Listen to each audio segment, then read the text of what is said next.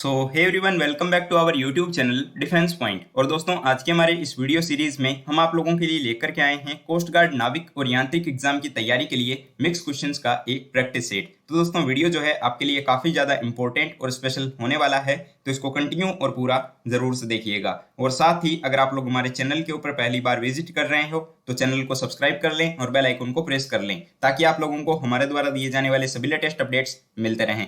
तो चलिए शुरू करते हैं आज का ये वीडियो बिना किसी देरी के। तो देखिए दोस्तों, फर्स्ट क्वेश्चन जो कि आपको दिया गया है कि वायुमंडलीय दाब को मापने के लिए प्रयोग किए जाने वाला उपकरण का नाम बताइए। तो आपको ऑप्शंस दिए गए हैं डेसिबल मीटर, बैरोमीटर, हर्ट्ज या फिर एनीमोमीटर। तो यहाँ पे देखिए दोस्तों कि वायुमंडलीय दाब जो होता है यानी कि एटमॉस्फेरिक प्रेशर, इसको मेजर करने के लिए बैरोमीटर को यूज में लिया जाता है, जिसके अंदर पारा भरा हुआ रहता है। ठीक है, तो करेक्ट आंसर हो जाएगा ऑप्शन नंबर बी। चलिए दोस्तों, बाकी के ऑप्शंस के बारे में बात करते हैं। तो डेसिबल मीटर जो होता है ये आपके ध्वनि की तीव्रता का मापन करने के लिए यूज में लिया जाता है। हर्ट्ज जो होता है ये आपके तरंग की गति के मापन के लिए यूज में लिया जाता है। और एनीमोमीटर को वायु के वेग का मापन करने के लिए यूज में लिया जाता है। Now question number 2। और यहाँ पे देखिए आपको जो है रीजनिंग के रैंकिंग टॉपिक से एक क्वेश्चन दिया गया है। और मैं आपको बता दूं कि आपको एग्जाम में भी जो है एक क्वेश्चन इसका देखने को जरूर से मिलता है। और यहाँ पर जो है आपको 3 टाइप के क्वेश्चंस में से कोई एक क्वेश्चन पूछा जा सकता है। तो क्वेश्चन में आपसे पूछा जाता है कुल छात्रों की संख्या निकालना, या फिर बाईं ओर से जो है छात्रों की संख्या निकालना, या फिर जो है दाईं ओर से छात्रों की संख्या निकालना। ठीक है, तो इस टाइप से क्वेश्चन आते हैं। तो यहाँ पे देखिए क्या होता है कि अगर हमें टोटल निकालना होता है तो हम क्या करते हैं, उसमें लेफ्ट प्लस राइट -1 कर देते हैं। ठीक है, और वहीं अगर हमें जो है आपके बाईं ओर से या फिर दाईं ओर से निकालना होता है तो हम क्या करते हैं कि टोटल माइनस लेफ्ट या राइट जो हमें दिया हुआ रहता है उसको करते हैं और प्लस में 1 कर देते हैं। तो चलिए इस क्वेश्चन के ऊपर बात करते हैं कि इसमें क्या दिया गया है। तो यहाँ पे कहा जा रहा है कि रुचित जो है ये आपके 48 छात्र यानी कि कोई 48 स्टूडेंट्स की जो है एक लाइन है, उसमें जो है बाएं ओर से वो आपके 32वें स्थान पर है, यानी कि वो जो है 32 नंबर पर खड़ा है। ठीक है, तो उसी कतार में जो है उसका दाईं ओर से स्थान क्या होगा ये पूछा जा रहा है। ठीक है, यानी कि आपको लेफ्ट और राइट वाले मामले में से पूछा जा रहा है, तो आपको जो है यहाँ पर दाईं ओर से बताना है। ठीक है, यानी कि राइट हैंड से बताना है। तो देखिए जैसा कि अभी मैंने आपको बताया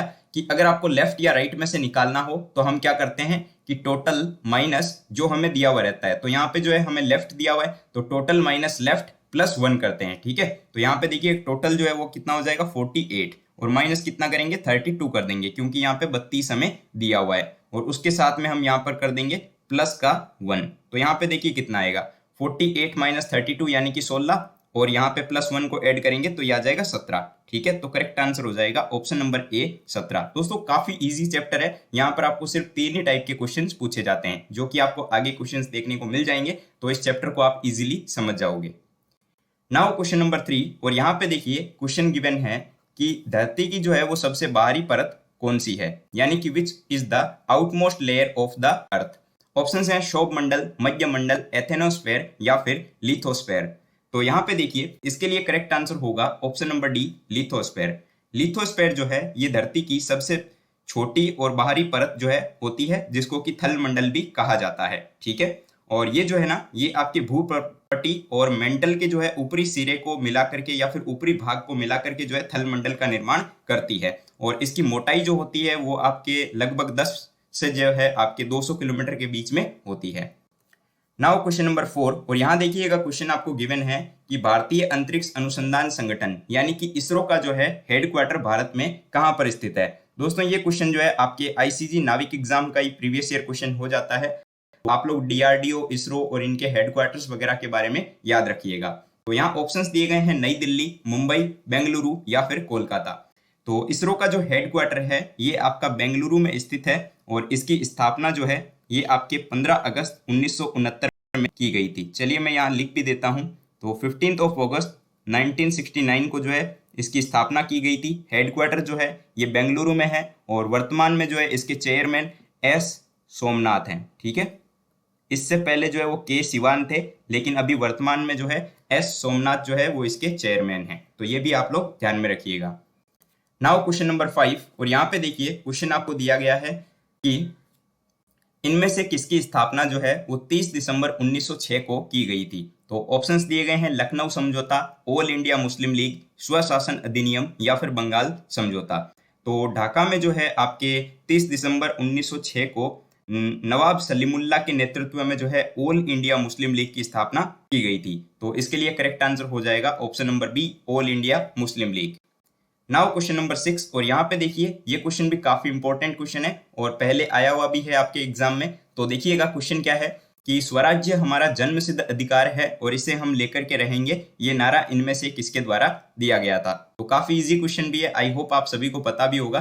तो ऑप्शन है लाला लाजपत राय, महात्मा गांधी, बाल गंगाधर तिलक या फिर जवाहरलाल नेहरू। तो इसके लिए करेक्ट आंसर हो जाएगा ऑप्शन नंबर सी, BGT, यानी कि बाल गंगाधर तिलक। देखिए बाल गंगाधर तिलक जो है ये कांग्रेस के जो उग्रवादी नेता थे उनमें से एक थे, ठीक है, जिन्हें की भारतीय अशांति का जनक और शेर पंजाब भी कहा जाता है, ठीक है। इन्होंने ही नारा दिया था कि स्वराज्य हमारा जन्मसिद्ध अधिकार है और इसे हम लेकर के रहेंगे।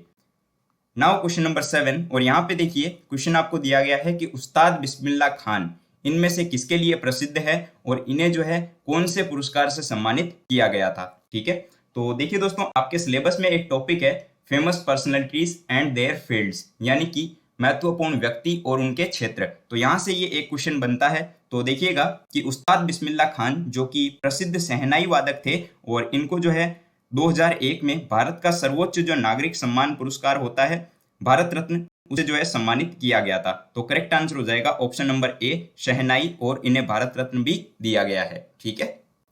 नाउ क्वेश्चन नंबर 8, और यहाँ पे देखिए आपको फिल इन द ब्लैंक का क्वेश्चन गिवन है और आपको बताना है कि इस सेंटेंस में, यानी कि the activity that you are doing should dash your interest. तो यहाँ पे जो है इनमें से क्या आएगा।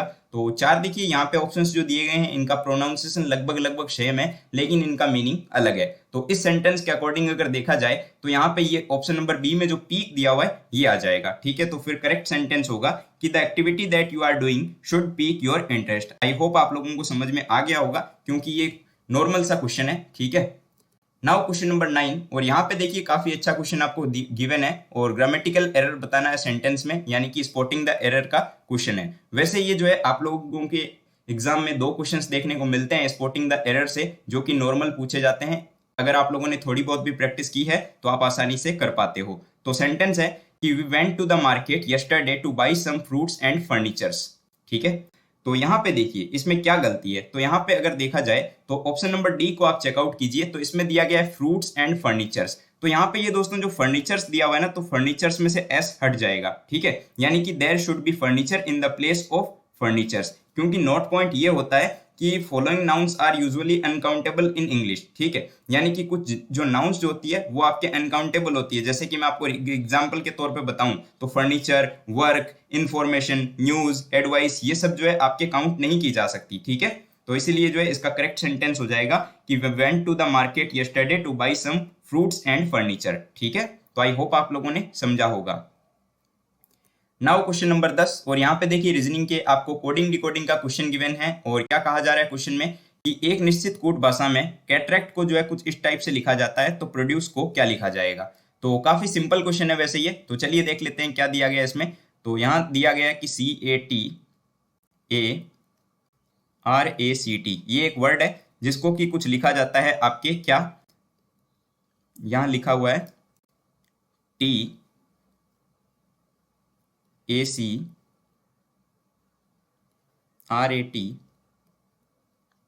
और CA से, ठीक है। तो अगर दोस्तों आप यहाँ पे देखोगे कि क्या हो रहा है इसमें, तो सबसे पहले हम लेटर काउंट कर लेते हैं। यहाँ कितने लेटर दिए हुए हैं, 1 2 3 4 5 6 7 8 लेटर दिए हुए हैं, ठीक है। तो यहाँ पर अगर हम देखें तो देखिए इस T से T और यहाँ पे जो है इनको आपस में क्रॉस किया जा रहा है, ठीक है। इनको जब आपस में क्रॉस किया जा रहा है तो सेम ये जो है चीज हम यहाँ पे आपको नीचे जो प्रोड्यूस्ड वर्ड दिया गया है इसमें भी करेंगे। तो यहाँ पे देखिए हम क्या करेंगे, PRODUCED,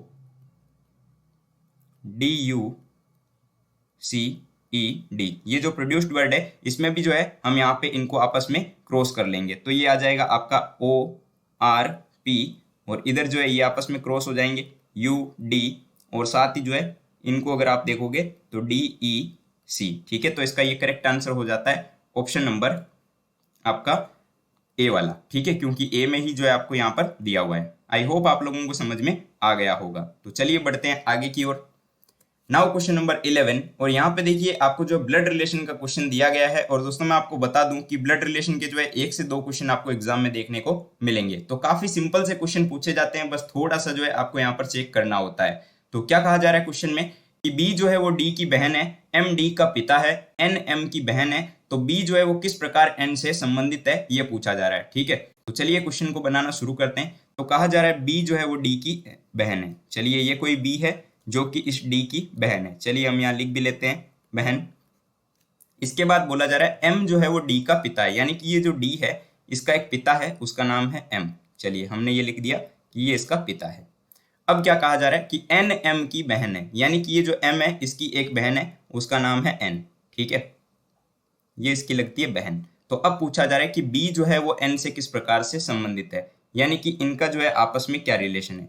तो दोस्तों देखिए कि ये जो है इसका पिता है और ये इसकी बहन है। ठीक है, यानी कि जाहिर सी बात है कि ये जो है एम जो है ये डी और बी इन दोनों का पिता है। तो यहाँ पे देखिए कि पिता की जो बहन होती है वो हमारी बुआ लगती है और उनके हम भतीजे या भतीजी लगते हैं। तो इसीलिए जो है इसका करेक्ट आंसर हो जाता है ऑप्शन नंबर सी, भतीजी लगेगी ये, और एन जो है ये इसकी बुआ लगेगी। ठीक है, और बी जो है वो भतीजी है। नाउ क्वेश्चन नंबर 12 और यहाँ पे देखिए आपको एक वेन डायग्राम बताना है। तो वेन डायग्राम का क्वेश्चन गिवन है और यहाँ पे बताना है कि निम्नलिखित में से कौन सा आरेख मराठी, एशियाई और भारतीयों के बीच में संबंध को दर्शाता है।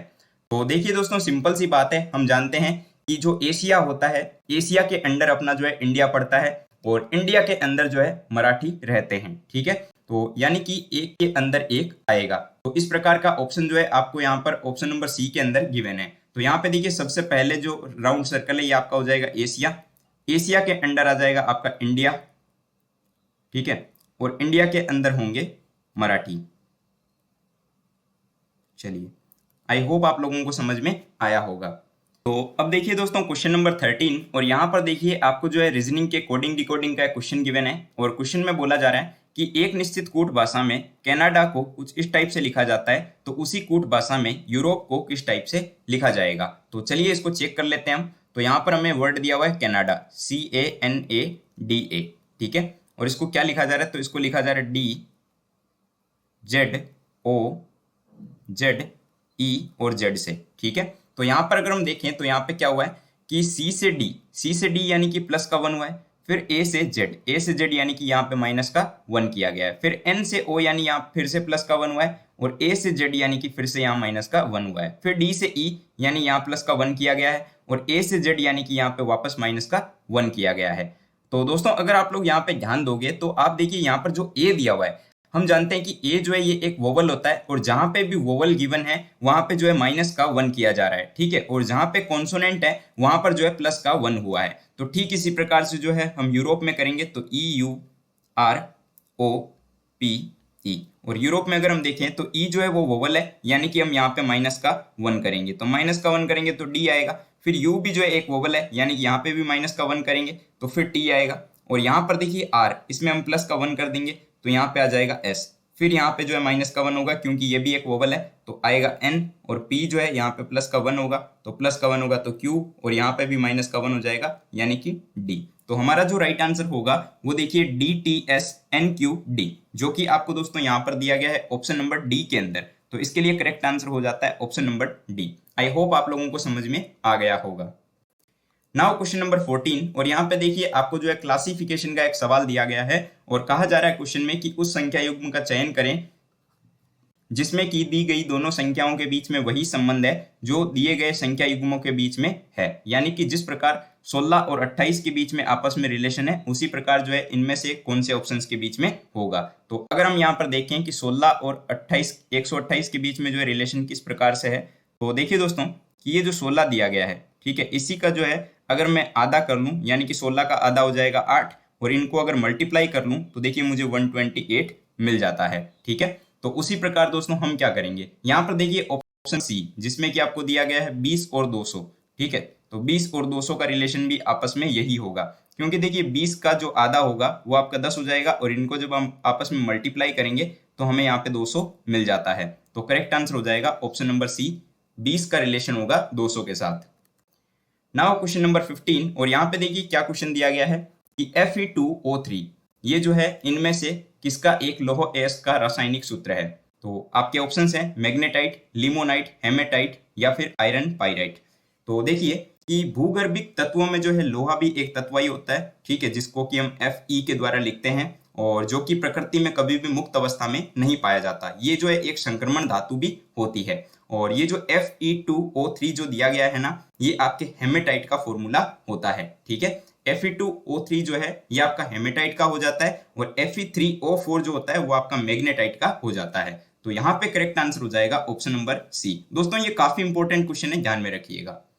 नाउ क्वेश्चन नंबर 16, और यहाँ पे देखिए आपको क्वेश्चन दिया गया है कि इसमें बोला जा रहा है कि अक्षर NSCEOU, ठीक है, और F को जो है क्रमशः 1 2 3 4 5 6 और 7 के रूप में प्रस्तुत किया जाता है, तो संख्याओं के उस संयोजन को चुने जिन्हें कि क्रम में रखने पर अर्थपूर्ण शब्द बनता हो। यानी कि ये जो कुछ लेटर्स आपको दिए गए हैं इनसे जो है आप लोगों को कोई एक ऐसा मीनिंगफुल वर्ड बनाना है और उसके जो है नीचे नंबर्स को चेक करके बताना है कि यहाँ पे जो है ऑप्शंस में से कौन सा होगा।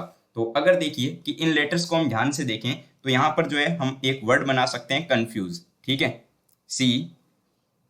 CONFUS और E कंफ्यूज बन सकता है क्योंकि यहाँ पे देखिए C दिया हुआ है, O दिया हुआ है, N दिया हुआ है, F भी आपको यहाँ पर दिया हुआ है, फिर यहाँ पे U भी गिवन है, फिर यहाँ पे देखिए S भी आपको दिया गया है और E भी गिवन है। अब हम यहाँ पे क्या कर देंगे कि इनके जो लेटर्स के जो नंबर हैं वो हम यहाँ पर इनके नीचे मेंशन कर देंगे, जिससे कि बाद में हम चेक करेंगे कि कौन सा ऑप्शन जो है इस टाइप से दिया हुआ है। तो C का नंबर जो है वो आपका 3 हो जाएगा, ठीक है, क्योंकि क्रमशः यहाँ पर बोला है तो C 3 नंबर पे तो 3 नंबर आ जाएगा। फिर देखिए O, तो O का नंबर 5 होगा, N का नंबर 1 हो जाएगा, उसी प्रकार से F का नंबर 7 होगा क्योंकि F लास्ट में है, U का नंबर 6 हो जाएगा, S का नंबर 2 और E का नंबर 4। तो यहाँ पे देखिए 3 5 1 7 6 2 4, जो कि दोस्तों यहाँ पे देखिए ऑप्शन नंबर डी में आपको दिया हुआ भी है। तो इसके लिए करेक्ट आंसर होगा ऑप्शन डी। आई होप आपको समझ में आ गया होगा। नाउ क्वेश्चन नंबर 17, और यहाँ पे देखिए आपको बताया गया है कि जिस प्रकार गोरमेट का रिलेशन मेथेन के साथ में है, टोमेटो का रिलेशन किसके साथ में होगा। ये बड़ा इंटरेस्टिंग सवाल है। यहाँ देखिएगा इसमें क्या हो रहा है। तो दोस्तों यहाँ पर देखिए सबसे पहली चीज क्या है कि आपको ये देखना है कि इसमें कितने लेटर हैं। तो 1 2 3 4 5 6 7। तो उसी प्रकार देखिए मीथेन में भी आपके 7 लेटर हैं, 1 2 3 4 5 6 7, ठीक है। और ये जो एंड हो रहा है MET से, अगला जो वर्ड है वो MET से ही शुरू किया जा रहा है, ठीक है। तो हम क्या करेंगे कि टोमेटो कितने लेटर हैं, तो 1 2 3 4 5 6। तो यहाँ पे भी हम क्या करेंगे कि यहाँ के जो 3 लेटर हैं इनसे जो है एक वर्ड खोजेंगे ऑप्शंस में से कौन सा इसमें से शुरू हो रहा है, और साथ ही वो आपका 6 लेटर का भी होना चाहिए। तो देखिए ATO से यहाँ पे आपका एटॉमिक शुरू हो रहा है और इसमें भी 6 लेटर हैं, ठीक है। तो करेक्ट आंसर हो जाएगा ऑप्शन नंबर डी। ये बड़ा इंटरेस्टिंग सवाल था, आई होप आपने समझा होगा इसको, ठीक है। अगर कोई भी कंफ्यूजन होती है किसी भी क्वेश्चन को लेकर के तो आप लोग जो है नीचे कमेंट बॉक्स में पूछ सकते हो, ठीक है। नाउ क्वेश्चन, और यहाँ पे देखिए आपको वेन डायग्राम बताना है सीमेंट, रेत और भवन निर्माण सामग्री के बीच में, ठीक है। तो दोस्तों हम सीधी सी बात है जानते हैं कि जो भवन निर्माण सामग्री होती है, ठीक है, चलिए मैं यहाँ पे लिख भी देता हूँ भवन सामग्री, ठीक है। तो भवन सामग्री जो होती है उसी के अंदर जो है आपके यूज में ली जाती है रेत और उसी के अंदर यूज में लिया जाता है आपके सीमेंट, ठीक है, जो कि दोनों अलग अलग चीजें होती है। तो कुछ इस टाइप का वेन डायग्राम जो है आपको देखने को मिलेगा इन तीनों चीजों के बीच में। तो करेक्ट आंसर हो जाएगा ऑप्शन बी। दोस्तों ये काफी इजी होते हैं वेन डायग्राम वगैरह। अगर आप लोगों ने हमारी अनअकैडमी क्लासेस को या फिर प्रीवियस यूट्यूब वीडियोस को एक्सेस किया होगा तो आई होप आपको समझ में आता होगा।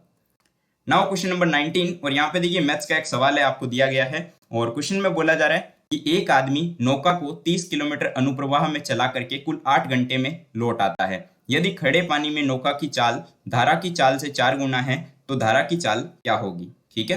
तो दोस्तों हम यहाँ पे क्या करेंगे, सबसे पहली चीज हम ये मान लेते हैं कि धारा की जो चाल है, ठीक है, धारा की जो चाल है वो हम मान लेते हैं कि x किलोमीटर पर आवर है, ठीक है। क्या माना हमने कि धारा की चाल है x किलोमीटर पर आवर। तो देखिए यहाँ पर बोला है कि नौका की जो चाल है ना वो धारा की चाल से 4 गुना है, यानी कि अब नौका की चाल क्या हो जाएगी, नौका की चाल जो है ये आपके 4 गुना हो जाएगी, यानी कि 4x किलोमीटर पर आवर हो जाएगी, ठीक है। अब हम क्या कर देंगे, ठीक है, अब ये बोला गया कि इनको जो है कुल 8 घंटे में लौट आता है, ठीक है। तो ये 8 जो है इन दोनों के इक्वल हम रख देंगे। तो ये आपका पहले 30 दिया हुआ है तो 30 4x प्लस x हो जाएगा प्लस हो जाएगा आपका 30 और इस बार 4x माइनस एक्स। ठीक है, चलिए अब यहाँ पर देखिएगा, इनको जब हम सॉल्व करेंगे तो यहाँ पे ये क्या आ जाएगा, ये तो आपका 5x हो जाएगा और इधर 3x हो जाएगा। तो यहाँ पे देखिएगा 8 इज इक्वल टू में 30 अपॉन 5x और ये हो जाएगा आपका 30 अपॉन 3x। ठीक है, और इनको जो है इजीली आप सॉल्व कर सकते हो। तो चलिए देखिए यहाँ पर जो है इनको हम आपस में काट लेते हैं। ठीक है, तो यहाँ ये 5 से 6 बार में कट जाएगा सीधा और ये 3 से 10 बार में कैंसिल हो जाएगा। ठीक है, और इनको जब आप सॉल्व करोगे और यहाँ पे जो है आप देखोगे तो x की वैल्यू जो है आपके पास में आएगी 2 किलोमीटर पर आवर। ठीक है, ये 2 किलोमीटर पर आवर आ जाएगी, यानी कि धारा की जो चाल है वो आपके 2 किलोमीटर पर आवर है। तो यहाँ पे करेक्ट आंसर क्या हो जाएगा, तो करेक्ट आंसर हो जाता है option number B. Now question number 20, और यहाँ पे देखिए आपको जो क्वेश्चन दिया गया है आपको बताना है कि ये जो आपके सेंटेंस है इसमें जो आपके अंडरलाइन वर्ड है, ये जो इडियम है, इसका मीनिंग यहाँ पे इन ऑप्शंस में से कौन सा सही होगा। ठीक है, तो यहाँ पे क्या गिवन है कि Meena did something out of character, यानी कि आपका इडियम जो दिया है वो दिया गया है आउट ऑफ कैरेक्टर। तो इसके लिए आपको बताना है कि इनमें से कौन सा ऑप्शन सही होगा। तो आउट ऑफ कैरेक्टर का मतलब क्या होता है कि अपना जो नॉर्मल आचरण होता है, ठीक है, उसके विपरीत व्यवहार करना। ठीक है, यानी कि जो हमारा नेचर होता है उसके ऑपोजिट व्यवहार करना या फिर उसके ऑपोजिट जो है बिहेव करना। तो उसी प्रकार देखिए ऑप्शन नंबर बी, जिसमें कि दिया गया है कि did not behave in one's usual nature. ठीक है, तो करेक्ट आंसर हो जाएगा option number B. I hope आपको समझ में सारे क्वेश्चंस आ गए होंगे और आपको वीडियो भी पसंद आया होगा। तो दोस्तों वीडियो को लाइक कीजिएगा, चैनल को सब्सक्राइब कीजिएगा, और अगर आपका किसी भी कोई क्वेश्चन में डाउट है या फिर कोई क्वेरी है तो आप नीचे कमेंट बॉक्स में हमें